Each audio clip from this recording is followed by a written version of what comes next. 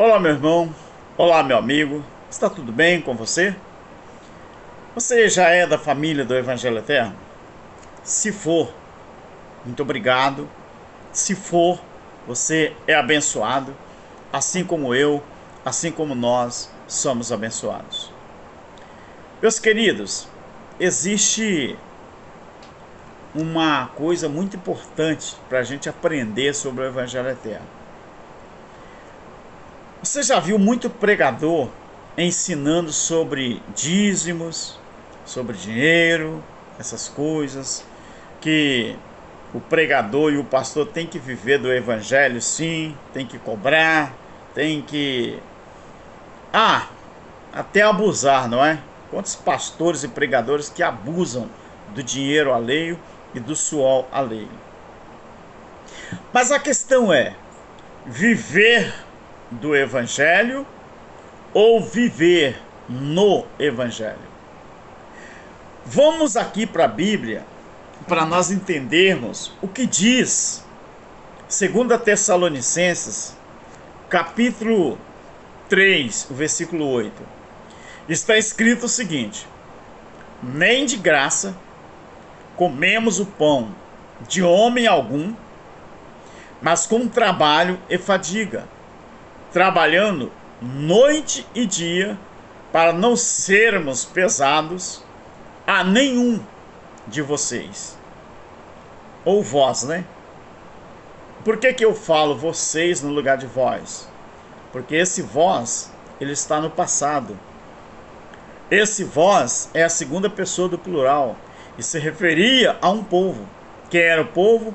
O povo de Tessalônica. Então esse vós eram eles.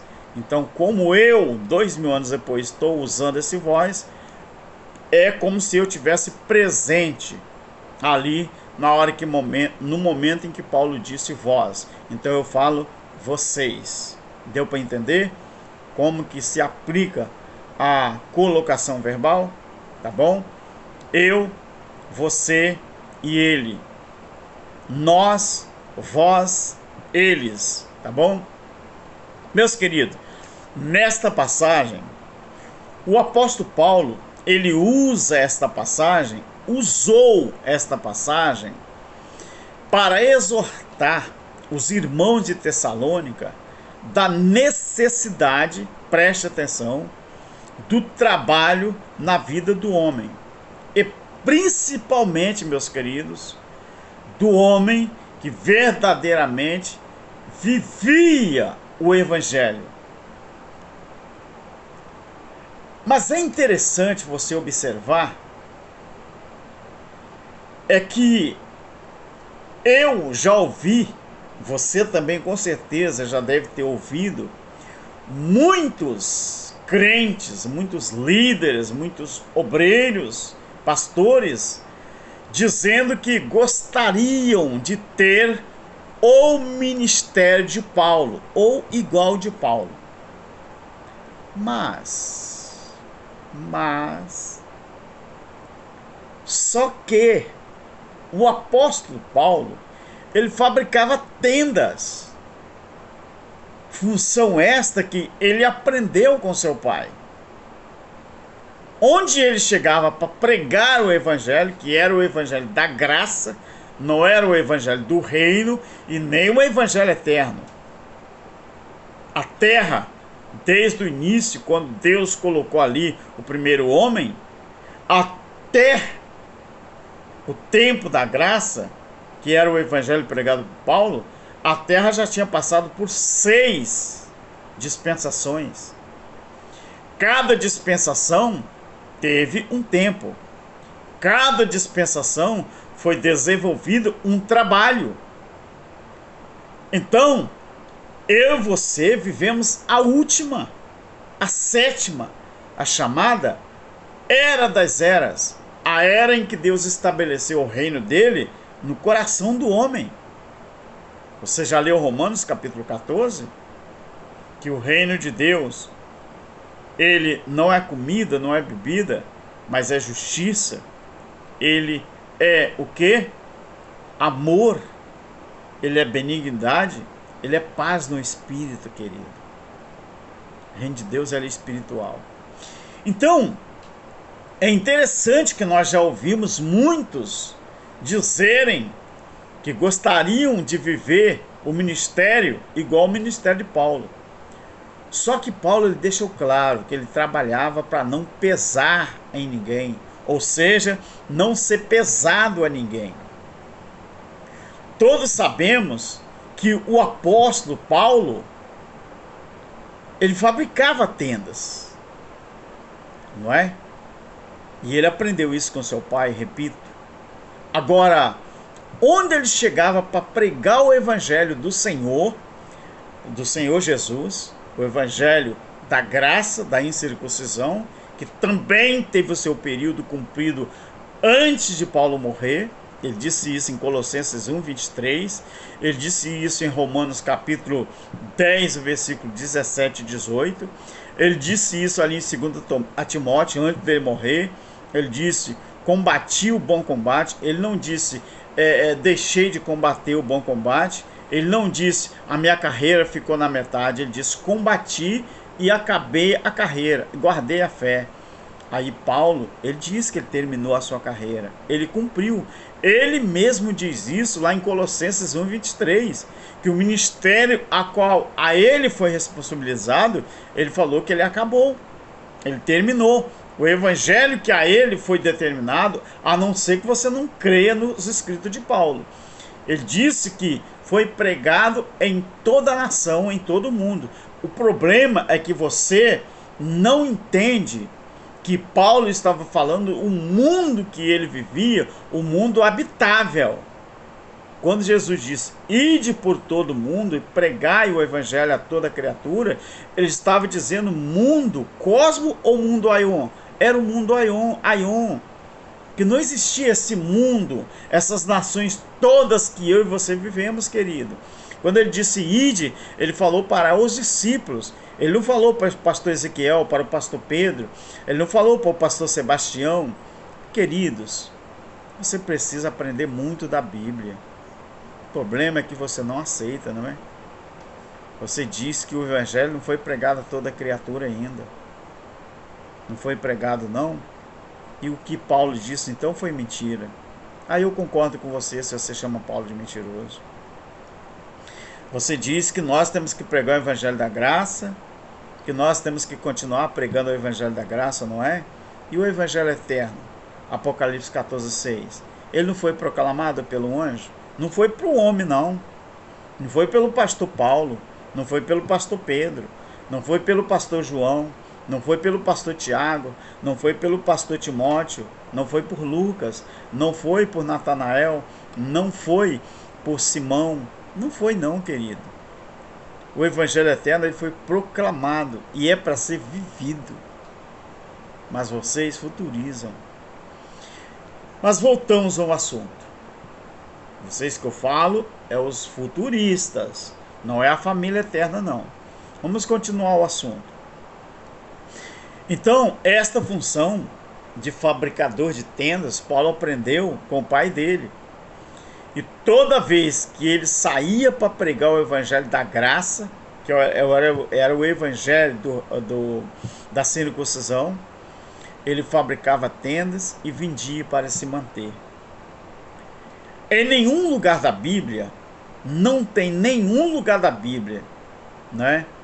E em nenhum relato histórico que Paulo tirava oferta a seu favor, que seria o seu salário. Não tem isso na Bíblia. Muito menos, meus queridos, passando envelopes da bênção ou coisa do gênero. Então, o momento que encontramos Paulo pedindo uma oferta foi para ajudar a igreja, não é? Paulo, ele pediu oferta, foi para ajudar a igreja de Jerusalém, que a realidade da época era outra. Quando o irmão se convertia ao evangelho da graça, ao evangelho da circuncisão, essa pessoa sofria muito, porque quando o irmão se convertia à verdade da época, ele sofria perseguições, e com as perseguições aí vinham as privações. Você já leu o livro As Catatumbas de Roma? para você ver. Tinha crente que eles adoravam a Deus era nas catatumbas. Aí você vem com essa de que o crente tem que frequentar um templo religioso para pregar, para adorar a Deus. É porque você não viveu o primeiro século. É porque você não viveu o tempo da perseguição. Você não viveu o tempo do juízo de Deus. Você não viveu o momento da grande tribulação. Você não viveu aquele período. Você quer viver dirigindo o carro do ano. Você quer viver dirigindo carro importado. Você quer viver mantendo seu 1 milhão de boi na sua fazenda. Você quer viver tendo 500 vacas leiteiras na fazenda. Você quer viver aí sustentando aviões. Você quer viver sendo dono de empresas, né? Ah, como eu gostaria de citar vários nomes aqui, mas nós estamos chegando a isso porque estamos se preparando para citar nomes, não é? Denunciando o sistema religioso. Você acha que Alberto ele é bobo? Bobo não, querido. Bom, vamos parar, né? Vamos parar o assunto, mas vamos continuar na Bíblia. Então, querido, o apóstolo Paulo, a única vez que você vê Paulo pedindo oferta foi para sustentar a igreja em Jerusalém. Porque aqueles irmãos, quando iam se convertendo, eles sofriam perseguições e com as perseguições vinham as privações. Infelizmente, nos dias atuais, essas denominações estão lotadas, repletas de homens preguiçosos. É preguiçoso mesmo, falando que vai viver da obra. Prega 40 minutos e tira aí 12 mil reais. Os trovões da vida, né? Os malachês da vida, os felicianos da vida, os morcegões da vida, não é? Esses caras aí, né? Os duques da vida, né? Esses bandidos da fé, não é? Que estão aí, ó. Mas a justiça, irmãos, está agindo, tá? Não pense que a justiça está dormindo, não. A justiça está acordando. Muita gente estão saindo das denominações e estão procurando a justiça para requerer o dinheiro que deram como dízimos. Mas sabe por quê? Porque esses pastores usaram a Bíblia para mentir para as pessoas. E aí, como você foi coagido a amedrontar você, que se você não desse, o gafanhoto iria devorar a sua cesta básica, iria devorar o seu dinheiro, iria devorar até mesmo o seu emprego, a sua casa. Meu querido, tem gente que está buscando justiça, tá? E estão encontrando. Eu agradeço a Deus por isso estar acontecendo, porque isso, irmãos, não pode continuar. Então, essas denominações que estão lotadas de homens preguiçosos, sem coragem de trabalhar, só esperando do suor dos outros, homens que se dizem pregadores, que se dizem cantores, cantoras, missionários, missionárias, não é? Homens que se dizem servo de Deus, ovelha de Deus, ou coisas parecidas, coisas do gênero, e que na real ou na realidade fazem um verdadeiro comércio com o povo. Mas Pedro já dizia isso, que esses falsos pregadores, falsos pastores, eles iriam usar o povo como comércio. E isso está escrito, e isso tem que... já cumpriu, mas na verdade os homens sabem, não é? Que eles teriam que continuar, porque senão eles não poderiam ter vida boa, não é? Então, outros vivem de porta em porta, não é? Pedindo oferta para sobreviver, pregam uma mensagem sem nada a ver com o evangelho eterno. Meu querido, não tem evangelho eterno nessas pregações aí não. Sabe o que tem nessas pregações de hoje? Tem ameaça. Ameaça que o crente não der dinheiro ao pastor vai para o inferno. Existem ameaças que aquele que não frequenta um templo vai para o inferno.